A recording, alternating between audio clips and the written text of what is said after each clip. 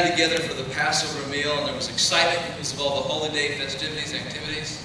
These were reminders of the past. The communion and the Passover meal always pointed back to what God had done and where He had brought them and all the things He was wanting to remind them of. About the lamb, the Passover lamb, and the blood on the doorpost and all this and all that.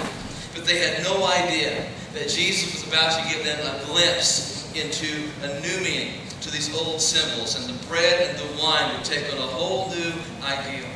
And the excitement of that meal, though, became confused when Jesus did something that was amazing. In the book of John, chapter 13, if you turn there with me, we want to read the first five verses. Now, before the feast of the Passover, Jesus, knowing that His hour had come, He should depart out of this world to the Father. Having loved His own who were in the world, He loved them to the end. And during supper, the devil having already put into the heart of Judas Iscariot, the son of Simon, to betray Him, Jesus, knowing that the Father had given all things into His hands, and that He had gone forth from God and was coming back to God, He rose from supper and laid aside His garments, and taking a towel, He girded Himself about. Then He poured water into the basin and began to wash the disciples' feet and to wipe them with the towel with which He had girded Himself. The leaders in the home never washed feet. It was a task reserved for servants and slaves. So in the middle of that reminder, Jesus removes His outer garment. He took off His jacket. He stripped down basically to a loincloth. Let's just be flat out honest. He stripped down to His underwear. And the color fabric that was used for that job was a light brown or white because it was the cheapest. Now I want you to get that image in your mind. Jesus got up, took His outer garment off, and grabbed the cheapest piece of fabric that He could find, that the servants and the slaves would use to wash the feet of the people who walked on their sandals with the clay and the dirt and the dust and the sweat and the mire. He wraps Himself in the cheapest piece of fabric that's there.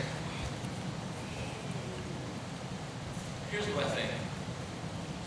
Jesus was not too good to do that.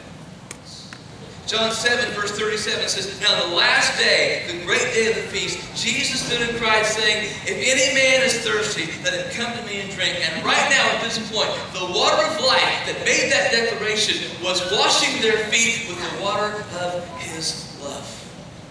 And Jesus says, What I do now, you do not realize now, but you shall understand hereafter.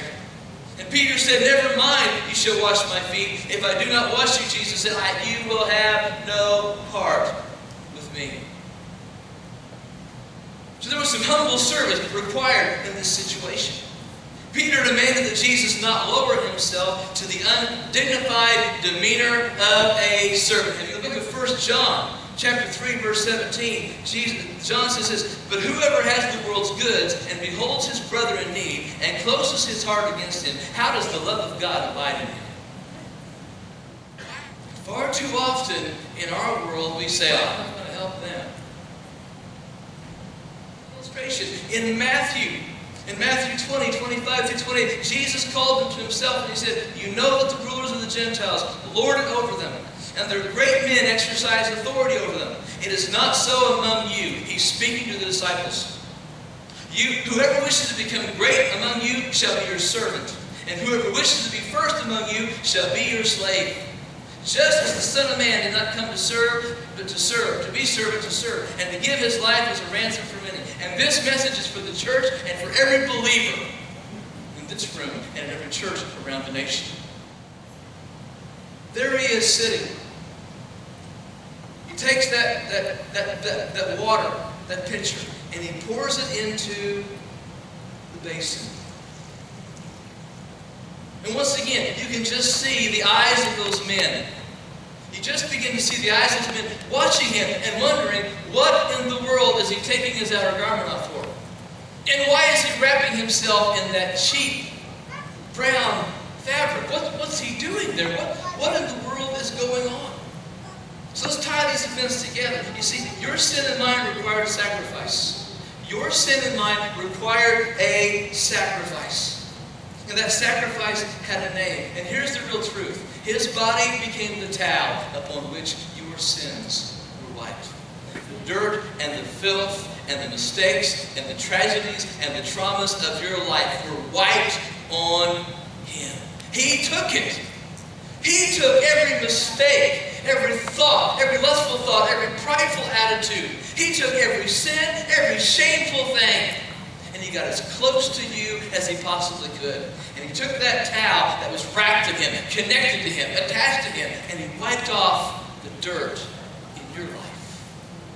In Luke chapter 6 and verse 35, Jesus says, "But love your enemies and do good and lend, expecting nothing in return, and your reward will be great, and you will be son of the Most High, for he himself is kind to ungrateful and evil men."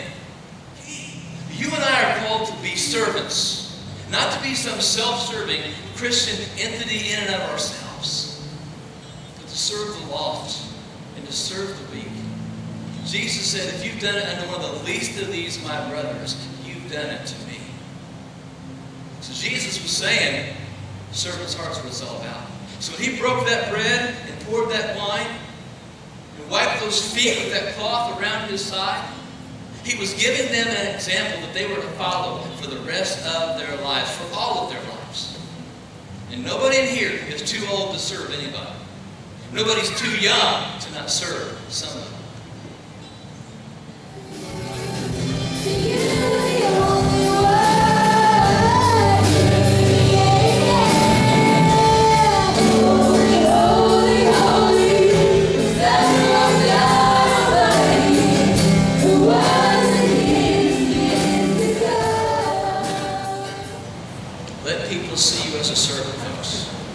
Just as a Christian, not just as a prayer warrior, not just as someone that goes to church. Let them see you as a servant.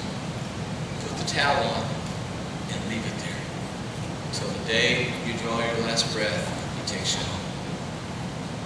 Through those doors, you're supposed to be servants.